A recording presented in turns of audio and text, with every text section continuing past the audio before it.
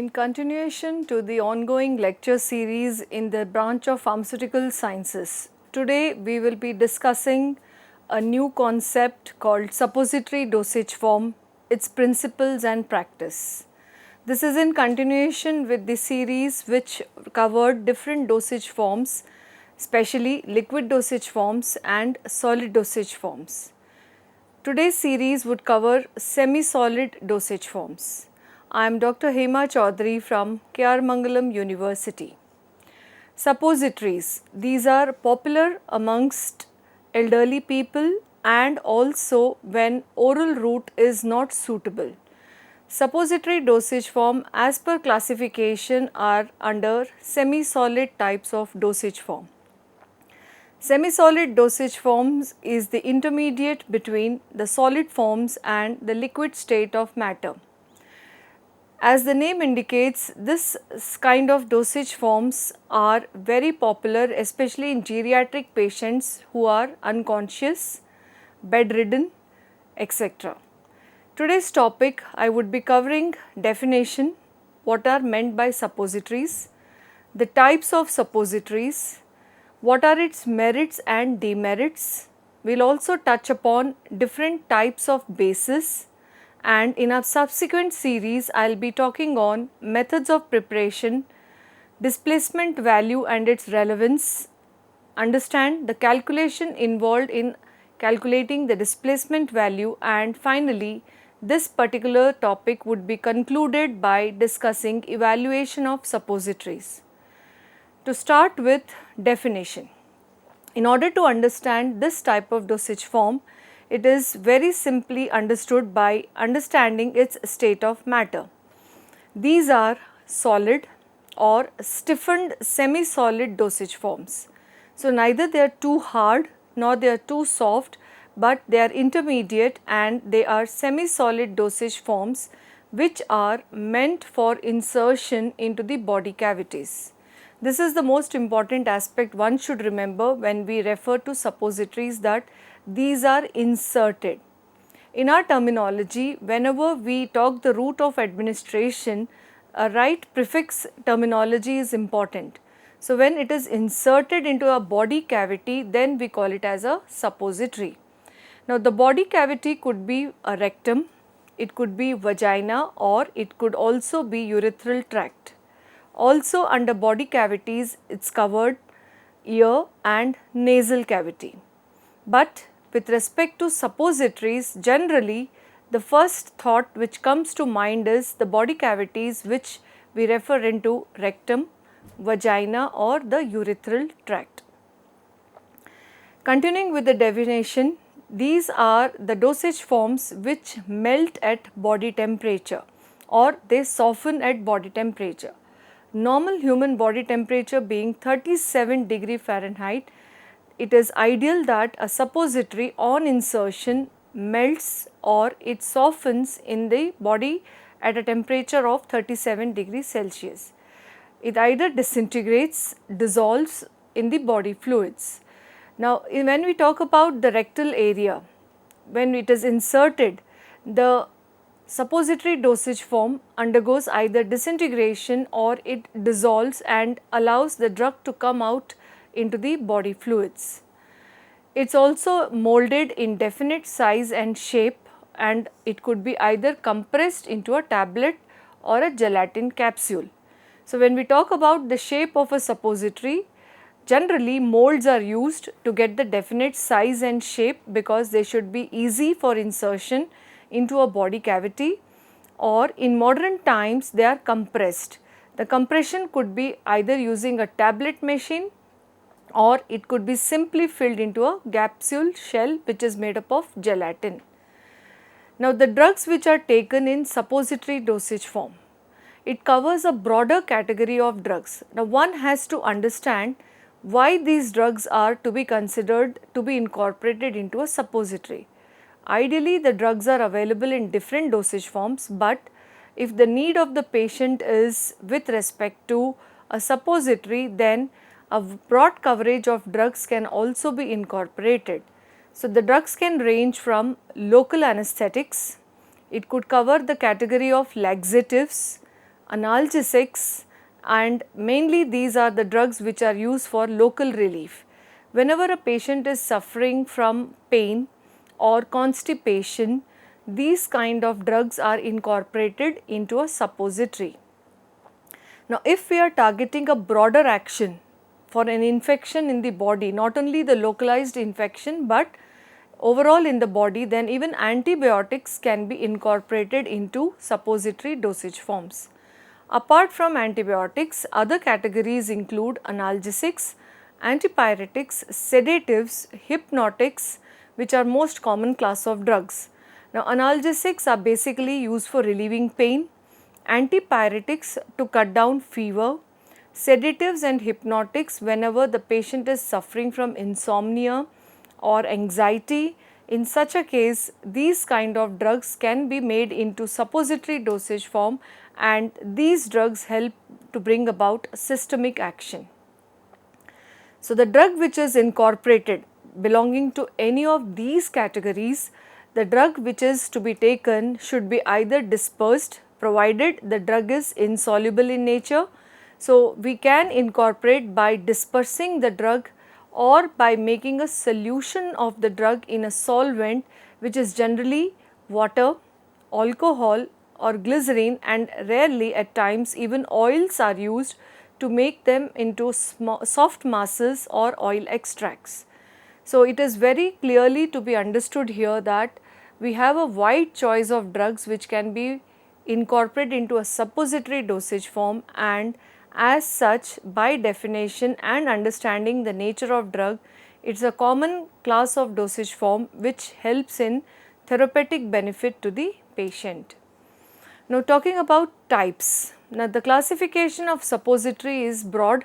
It is based on either type of basis, that is the first type of classification, and also later on in our discussion we will be talking more on what are the ideal characteristics of an suppository base, and also we will be talking about the nature and the properties of each type of a base, because as the name indicates, these are the base which holds the drug, and suppository bases are of prime importance because the selection will influence the performance of the dosage form. As already we have understood in respect to semi-solid dosage forms such as ointments, the base selection is the prime criteria in order to formulate a stable and a effective dosage form. So, when we talk about types of bases, we have two broader categories: oleaginous bases and hydrophilic bases. Oleaginous bases are subcategorized into two types, the first being called as coca butter. Its synonym is theobroma oil. So, coca butter based suppositories are very popular amongst different patients, and the second category of oleaginous bases is synthetic fats. When we talk about a water soluble drug, then we prefer having a hydrophilic base, and the hydrophilic base can be water soluble base or it can be a water dispersible base. So, this is the first type of categorization based on types of bases. The second type of categorization for suppositories is based on route of administration. When the administration is into the rectum, we have a specific term to call it as suppositories, whereas when the medicament is inserted into vagina, the delivery system will not be called as suppository, it will be called as a pessary. So, here students kindly note that when we talk of suppository holistically, it talks about insertion of a dosage form into a body cavity, but when we talk about exclusively of each type of body cavity, they are subcategorized. So, broadly suppository is a broader term when rectum is used, and if it is a vaginal insertion, then the term pessaries are used, and if the delivery system is inserted into the urethra, then we refer it as a urethral bogey, and also the body cavities could be a ear or nose, and when the delivery system is introduced or inserted into the ear cavity, then we call it as ear cones, and when it is inserted into the nasal cavity, it is referred as a nasal bogey. It is important to note here that ear and nose body cavities are rarely used, the main reason being patient compliance. So, generally you will find that rectum usage is the most important and most popular amongst insertion routes. So, that is why the whole topic as such is discussed under suppositories. The methodology, the evaluation parameters, the selection of base is common whether it is a suppository, a pessary or a urethral bogey. The third type of classification is based on manufacturing methodology. The manufacturing process can be undertaken broadly by two methods. The first being either using a mold. If a mold is employed, then the technique is referred as molded kind of suppositories. Molds, as you are aware, in general daily life, we use molds for making candles. So, on the same lines, suppositories can be made using molds. So, first is either by molds if it is molded form. The second option could be by compression. As we compress a tablet, even a suppository can be prepared by using a definite size and a shape mold, but here the compression force will be used to hold the material together. And third is by hand rolling. So, if it is a semi-solid mass and it is malleable, then the amount of material can be taken in the hand and it can be rolled to give a proper shape. But here this would be little a cruder approach because uniformity from batch to batch would be a challenging aspect. When we talk about second main broader classification based on manufacturing, we talk about the modern techniques which the industries are now adapting. Under them, the first being called as tablet technology. We are all familiar with tablet technology, that a tablet compression machine is used to manufacture, and on the same lines a suppository is produced. And the second categorization under modern technique is by using capsules. In the same fashion as we use capsules for oral delivery, capsules shells are used. These capsule shells are gelatin based, having a body and a cap. The material is uploaded in the capsule shell and it is inserted into the body cavity. But important to mention here is the shape is very important, that it should be torpedo shaped so that the insertion could be easier and patient compliance can be better. Now we will talk about advantages. Having understood the definition and the drug nature which goes into making a suppository, and also understanding what are the various types of classification, now it is important that one understands what are the various merits why this delivery system should be emphasized on. First and foremost, it is with respect to local effects. We already know that whenever we aim drug therapy, we have a purpose. The purpose could be short term or the purpose could be long term. When the purpose is for short term and immediately required, then we aim for a local effect. So, when we talk of local effect, we aim that a patient is suffering, for example, with constipation. Now, a constipation could be a temporary problem. In order to give relief to the patient, then a suppository can come to rescue and they can immediately exert local effect, and the patient will get the relief by relief of constipation. The other examples where we talk about local effect is relieving pain. Probably there could be an irritation because of some drug action or otherwise due to an infection, and also at time itching. It could be bacterial infection or a viral infection, and sometimes the itching could also be due to diseases such as hemorrhoids and pruritus. So, when a patient is suffering from these kind of problems, then suppositories are the best remedy. Now, vaginal suppositories, as we already have understood that these are to be inserted into vagina whenever a female suffers from infections like vaginitis and cervicitis. Suppositories, which are generally called as vaginal pessaries, are used. So, for local effect, even the pessaries show action in case of vaginal infections. Similarly, if there is an infection in the urethral tract, So when the urine is passed, there it might be irritation or a burning sensation. So urethral bogies which are under urethral suppositories can be used.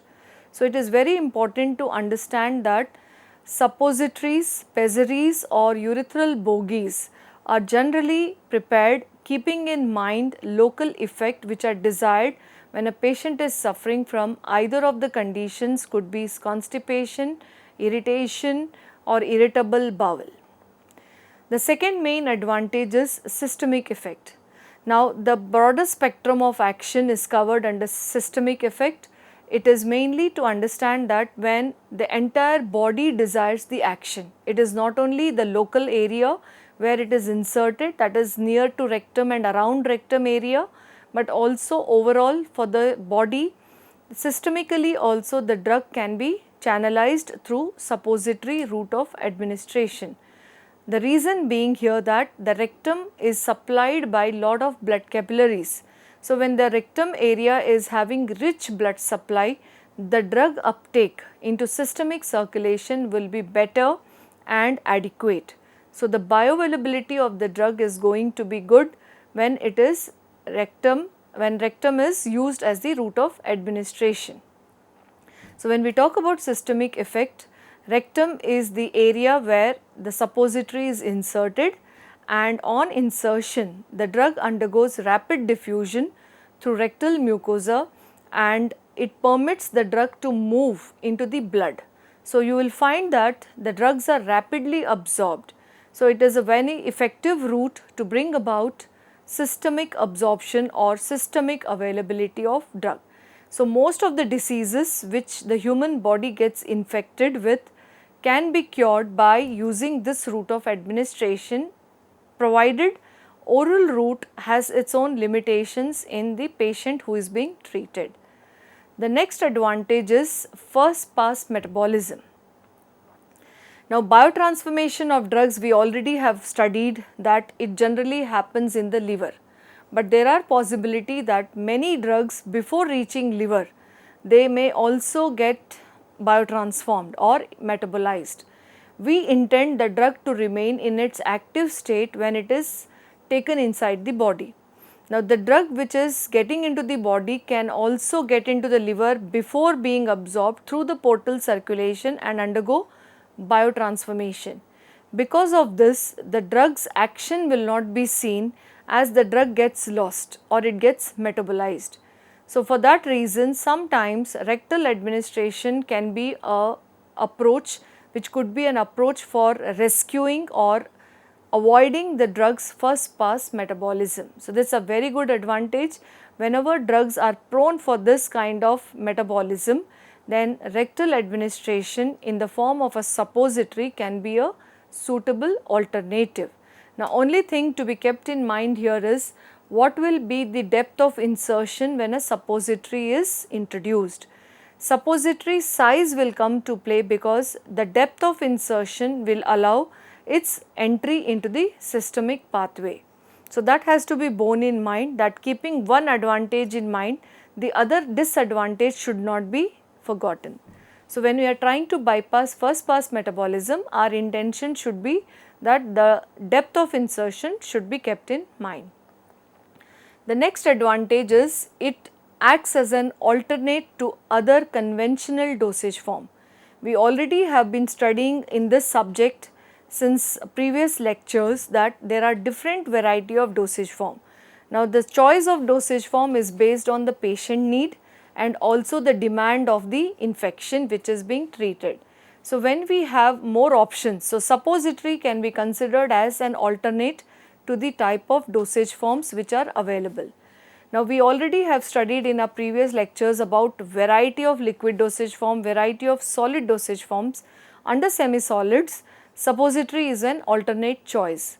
So we already claim that when oral route cannot be used, for example, a patient is suffering from nausea or a patient has vomiting problem or there are GIT disturbances, you cannot give by oral route, by mouth, because the drug goes in the stomach and it causes stomach irritation, or the drug is getting decomposed, or a patient is in unconscious state of mind, he is not aware that he is supposed to swallow the medicine, or if it's a patient who is a child or an elderly patient who does not cooperate in taking oral medication, then suppository can be a route of choice. So, generally surgical procedures when have to be done, the rectal area is evacuated, because by giving enemas and keeping the route open, so that in case oral route is not very relevant, then a suppository route can be of choice. The next advantage is, especially when we have drugs which are obnoxious, that is they do not taste good and their odor is not very attractive. So, in such cases also we can take the advantage of administering it through rectal route by in the form of a suppository. Some of the other advantages to remember and mention here are that this is a route suitable or delivery system suitable especially when drugs are not stable in the GIT.